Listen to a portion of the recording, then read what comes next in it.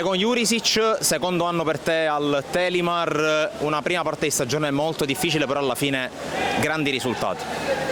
Sì, possiamo essere contenti con questa prima parte di stagione, peccato possibile per partite con francesi che potevamo qua avanti il nostro pubblico passare, fare ancora un passo avanti, diciamo, e giocare qualche partita ancora in Europa.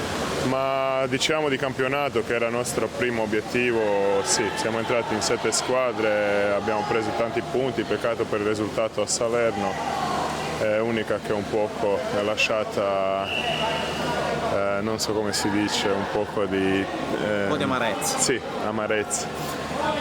Peraltro super felice, adesso abbiamo questa pausa, spero di tornare, che abbiamo ancora tanti giocatori giovani che servirà questo tempo anche di allenare e magari aiutare un poco di più sulla seconda parte di campionato.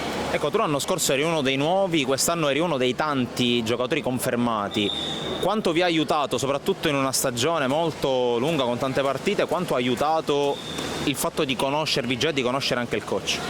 Ma sì, per me quest'anno è stato molto più facile, perché sicuramente Gu chiede tanto di squadra, chiede tanto di noi giocatori, alla fine serviva anche tempo soprattutto per portiere, difesa, lui gioca questa zona M sua che ancora tanti non stanno capendo come la attaccare, per questo sicuro è stato più facile per me, capisco anche i giocatori nuovi che sono venuti che gli servirà un poco di più tempo di abituarsi e iniziare a dare una mano in più a noi vecchi, diciamo.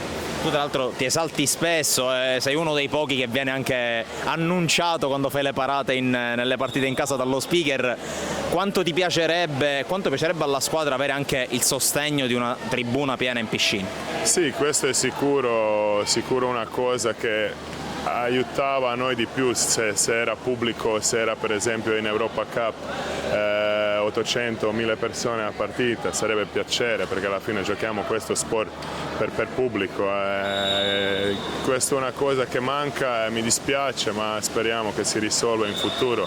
È una società alla fine che con Famiglia Giliberti che investe tanto, stiamo facendo grandi risultati e già prima di me hanno fatto grandi risultati, è peccato che il pubblico non può sostenere questo e diventa una festa di pallanuoto qua in questa città.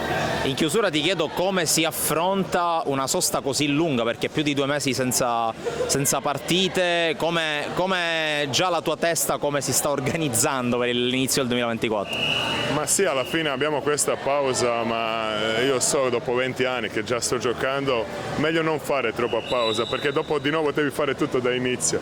Così questo mese sicuro ci riposiamo un poco, soprattutto per la testa, guardiamo di allenare in periodo adesso in dicembre, almeno dopo da gennaio già iniziare e venire qua pronti, perché con Gu non c'è tanto tempo per riposare, così ormai. Prepararsi per questa seconda parte, sono ancora 12-13 partite, penso molto meno che i primi 3 mesi abbiamo fatto adesso, ma vediamo.